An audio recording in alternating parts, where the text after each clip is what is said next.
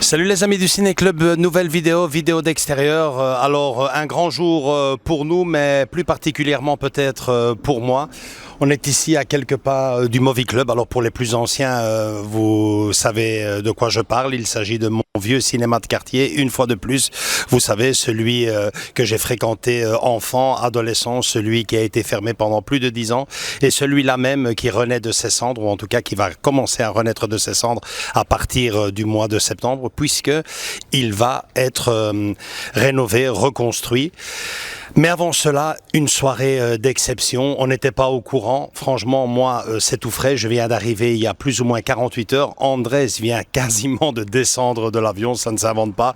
Le gars est là depuis 12 heures. Juste le temps de dormir, de reprendre sa caméra et de recommencer. Bref, c'est notre première vidéo du Ciné Club. Quelle plus belle façon de recommencer cette nouvelle saison 2024-2025 que par une petite visite au Movie. Et quelle visite! C'est carrément tout un programme puisqu'il y aura tout d'abord un discours d'avant-film, ensuite le film, une toute dernière projection avant de commencer les travaux. Et quel film?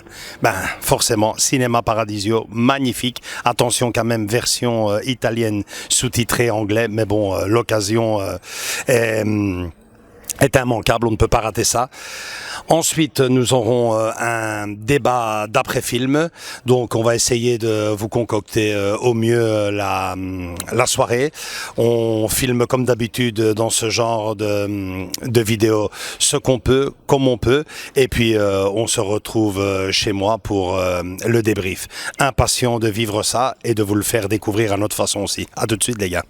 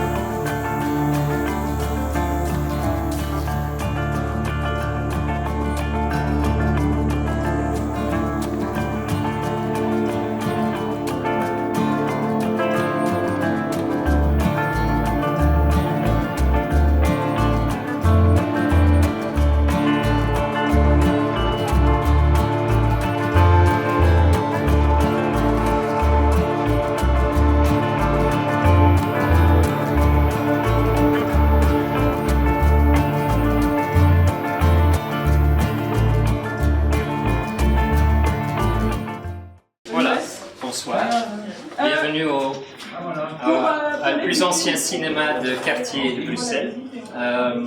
On va faire un tour avec vous, avec un focus sur l'architecture. Moi, je vais vous introduire un peu le bâtiment actuel en français et en néerlandais. Et Irini du cabinet d'architecture Ouest va vous présenter le projet du nouveau Movie Club. Ça, vous avez un peu l'ensemble. Ce qui est spécial aujourd'hui, on peut jeter un coup d'œil au bâtiment juste avant qu'il va changer. On peut voir un peu encore aujourd'hui toutes les rénovations qu'il a parcourues par presque un siècle. Dans 2 jours, les chaises de cinéma de la salle vont être démontées et vont être refaites à l'identique. Donc on est vraiment au moment de la fin du ancien Movie et le nouveau Movie Club qui va être un cinéma adapté aux normes d'aujourd'hui et beaucoup plus.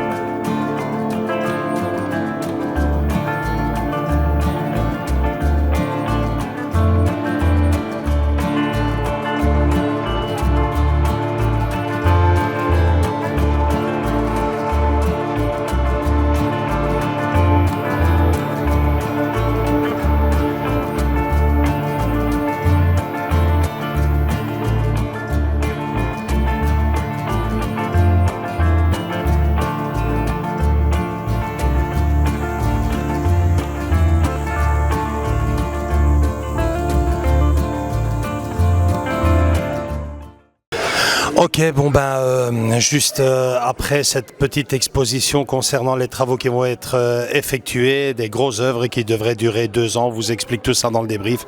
On va prendre place, de mémoire, moi c'est chaque fois dans ces eaux-là que je prenais place, 3e, 4e rangée, ça correspond toujours de ce côté-ci. Vachement émouvant, donc on prend place, on regarde le film et puis normalement il est prévu qu'il y ait un débat sur les cinémas de quartier et leur importance, donc à tout de suite.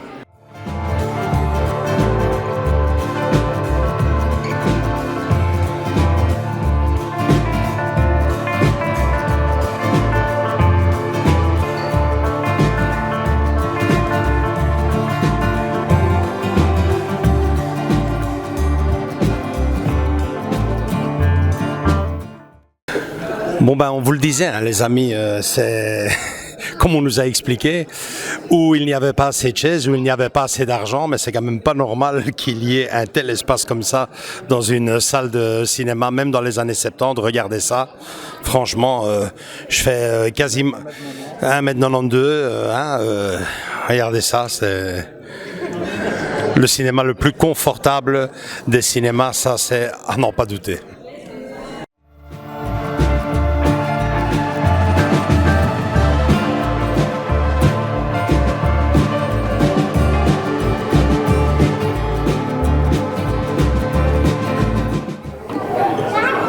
Bonjour, je me présente Jean-Pierre Versker, je suis le président de la SBL Cinévolution et nous avons eu la mission de restaurer les installations de projection du Movie.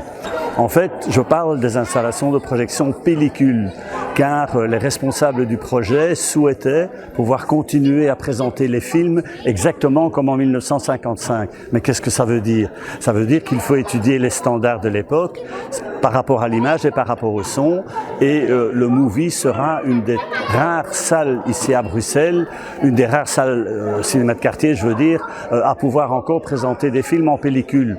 Il y a le Cinéma Nova à Bruxelles, il y a le Palace aussi, mais à part ces 2 salles, il n'y a plus d'autres lieux où l'on puisse encore voir des films en pellicule. Donc une des missions du Movie consiste aussi à pouvoir présenter des films en pellicule, non seulement comme en 1955, mais aussi comme aujourd'hui. Alors, un des derniers films à avoir été présenté ici à Bruxelles, c'est Oppenheimer, par exemple, en pellicule. Eh bien, nous serons capables, ici au Movie, de présenter des films récents. Et à cette fin, dans la nouvelle cabine de projection 35 mm, il y aura 2 nouveaux projecteurs 35 et un ancien projecteur qui permettra de voir les films avec une source de lumière à arc, avec une amplification en son monophonique comme en 1955, et le Movie sera alors un véritable musée du spectacle cinématographique. Alors je vous disais il y a quelques instants que l'on allait redécouvrir les œuvres cinématographiques dans leur forme originelle. Eh bien à cette fin, et pour être un peu plus précis, vous avez au-dessus du balcon, nous allons conserver la véritable cabine de projection qui était équipée avec des projecteurs des années 50. Nous allons restaurer ces projecteurs exactement comme en 1955. C'est un peu notre spécialité aussi, et cela prendra évidemment une bonne année, parce que la restauration, c'est pas quelque chose de facile. Je fais partie de la Cinémathèque française ainsi que du conseil scientifique de la Cinémathèque française, et nous avons l'habitude de restaurer des équipements. Et donc c'est grâce à une longue expérience en la matière que le Movie sera équipé d'une cabine de projection 35 mm où le matériel sera restauré avec une extrême rigueur, et je pense que c'est grâce à cela d'ailleurs que les ayants droit, les cinémathèques, nous prêteront des copies. Pour cela, il faut des machines en bon état, des machines modernes, il faut une cabine équipée dans de multiples systèmes sonores, car vous pensez bien que depuis 1955 jusqu'à aujourd'hui, il y a eu de très nombreux systèmes sonores, il y a eu aussi de très nombreux systèmes images. Eh bien, rassurez-vous, cette salle sera équipée de tous ces systèmes. Nous avons une bonne année pour pouvoir le faire, donc tout est prévu, et vous trouverez réellement, et j'insiste, dans un lieu qui conserve l'héritage du spectacle cinématographique. Bien évidemment, il y aura aussi des projections numériques, mais ça, c'est pas mon domaine.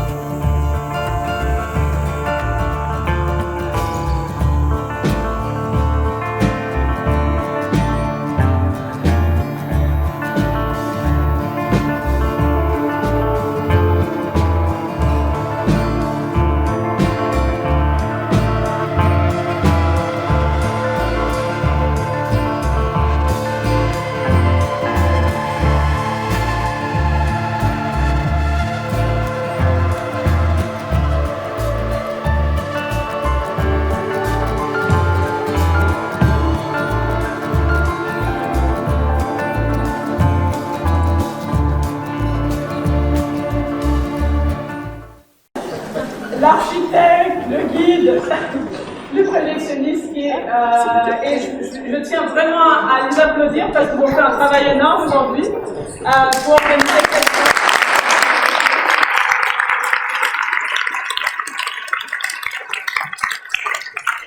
On a aussi Sarah, je peux la présenter, Sarah qui était à la caméra, qui a fait des images pour nous et qui fait partie, où tu es Sarah, qui fait partie du cinéma Lavadon depuis 2 ans et qui a justement qui est allée cette année à Cannes en tant que film scout pour choisir des nouvelles pépites qui vont être programmées pour la saison 3. Voilà, merci à elle aussi.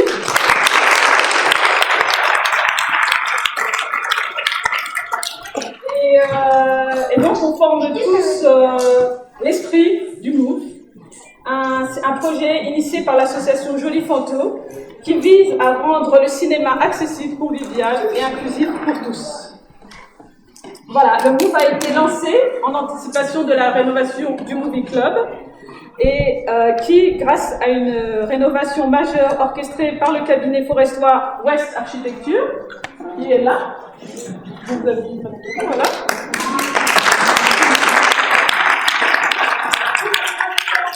Dans 2 ans, je l'espère, je regarde la région pour voir si c'est dans 2 ans, on espère tous. Un grand merci, vraiment un grand merci à Kevin Irini d'avoir qui nous a permis d'envisager les transformations et préparer l'avenir du Movie Club lors de la visite guidée qu'ils ont fait et dont ils ont laissé des plans un peu partout pour que vous visualisiez ce que ça va être notre cinéma de quartier. Voilà. Ensuite, alors que nous clôturons la saison 2 du MOVE, c'est la dernière séance du MOVE, nous, avec cette 24e séance, nous avons pris l'engagement de raviver votre passion pour le cinéma et de préparer la communauté à accueillir chaleureusement le nouveau Movie Club. Pourquoi avons-nous choisi Cinéma Paradiso ? À mon arrivée à Forêt, ce qui me manquait le plus, c'était le cinéma de mon enfance. Le cinéma, un cinéma où je pouvais aller, un lieu semblable au Movie Club, où je pouvais aller avec mon père, mes frères et sœurs, en pyjama ou en tenue, un dimanche, et payer 10 francs français, enfin 180 ici. Et pour rien au monde, je voulais rater cette séance. Et aujourd'hui, j'ai envie de revivre ça avec mes enfants, Zaki, Louisa et leurs copains, Cassius, Aiko, qui ont déjà, je tiens à les applaudir parce qu'ils ont aidé au bar et à la caisse à vous servir vos tickets, alors on les applaudit bien.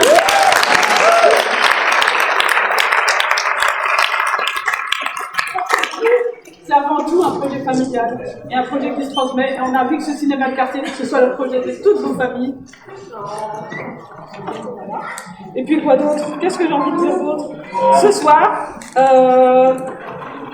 voilà, et puis qu'est-ce que je voulais dire d'autre ? Le service public régional de Bruxelles nous a récemment confirmé que les travaux du Movie Club commenceront dans 2 jours avec l'enlèvement des chaises pour une restauration complète. Nous avons pensé qu'il serait parfait pour nous de nous réunir pour dire au revoir ensemble à notre cher Movie Club. Et quelle est la meilleure façon de le faire ? En vous invitant à regarder le film Cinéma Paradiso, n'est-ce pas?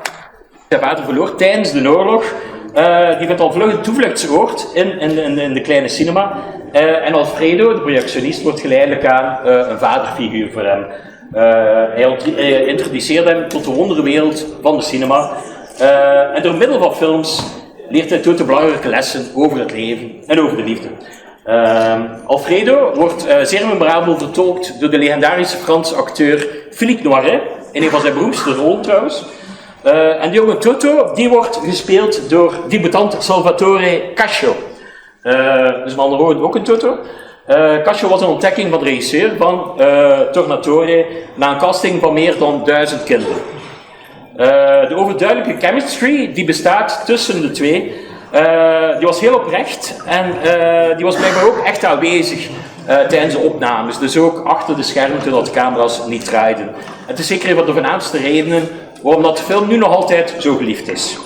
Een van de andere redenen voor het blijvende succes van de film is ongetwijfeld de soundtrack van de legendarische Italiaanse maestro Ennio Morricone. Morricone heeft in zijn lange en magnifieke carrière voor honderden films de muziek geschreven. Maar de melancholische soundtrack van Cinema Paradiso blijft een van zijn populairste tot op vandaag. Cinema Paradiso is trouwens ook een semi-autobiografische film. In die zin dat Giuseppe Tornatore zelf ook afkomstig was van een klein Siciliaans dorpje en zelf als kind ook bezeten was door film. Cinema Paradiso is dan ook in grote mate eigenlijk een weerspiegeling van zijn eigen jeugdherinneringen.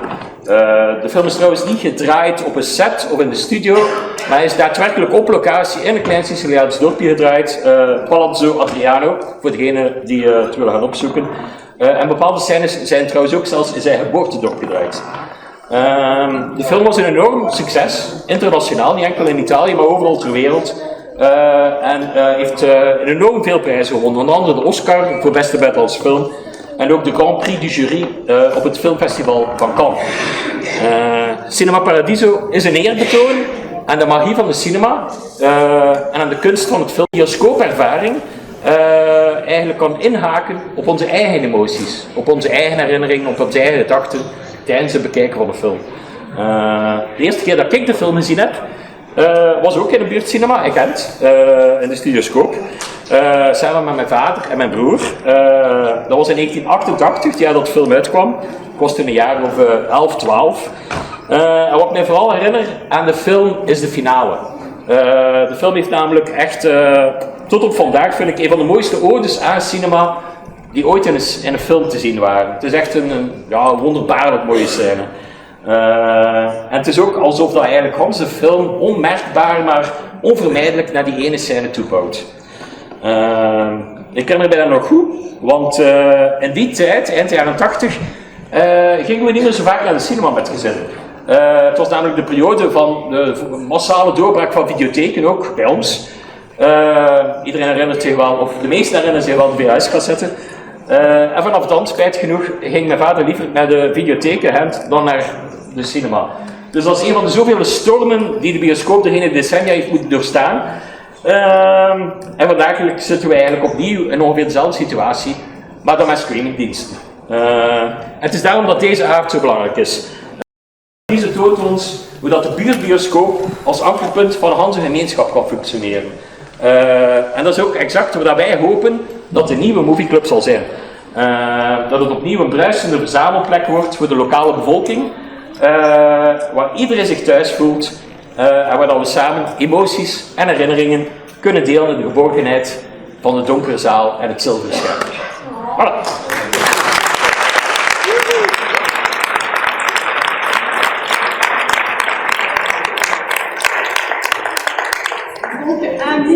Un immense merci à tous nos partenaires qui ont rendu cette soirée possible, le service culturel de la commune de Forêt, francophone et néerlandophone, la VAF, avec Diane, qui nous fait l'honneur de sa présence, la région, avec Cédric Lambert, ils ont fixé jusqu'à la dernière minute l'électricité, et le BRAS, qui nous a prêté le son, le cabinet West Architecture, qui a organisé cette soirée avec nous, et bien sûr vous, notre public fidèle, car ce projet, ça a rendu le projet de tous les forestois et de tous leurs amis.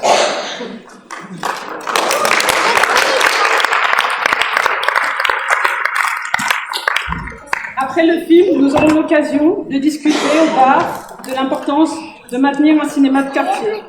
Pour ceux qui ne pourront pas y assister, rendez-vous le 19 septembre chez Narafi, donc au parc d'Uden, à l'école de cinéma, pour l'ouverture de la saison 3 du Move. On essaiera de vous donner davantage de clés de lecture pour que vous soyez, enrichir votre expérience cinématographique, mais aussi vous soyez, sur le long terme, peut-être les héros de la programmation du Movie Club. J'ai plus à vous souhaiter une bonne soirée, have a fijne projectie, et à tout à l'heure.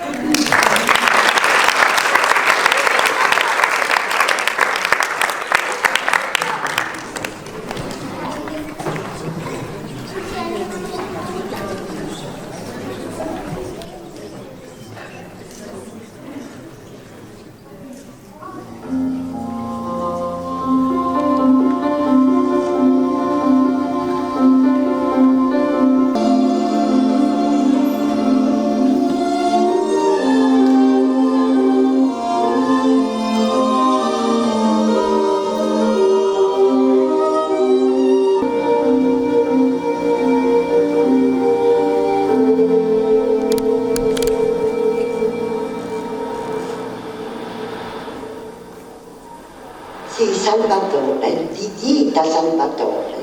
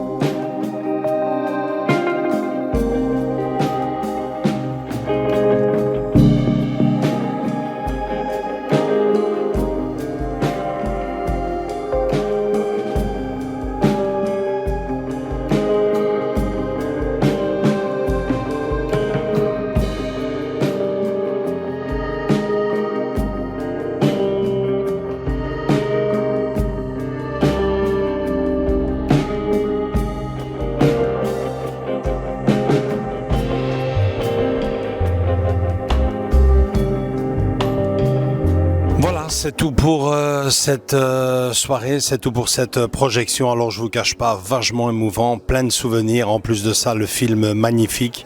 Une nouvelle façon de le redécouvrir puisque, comme je vous le disais, le film était en version italienne sous-titrée anglais, donc version originale.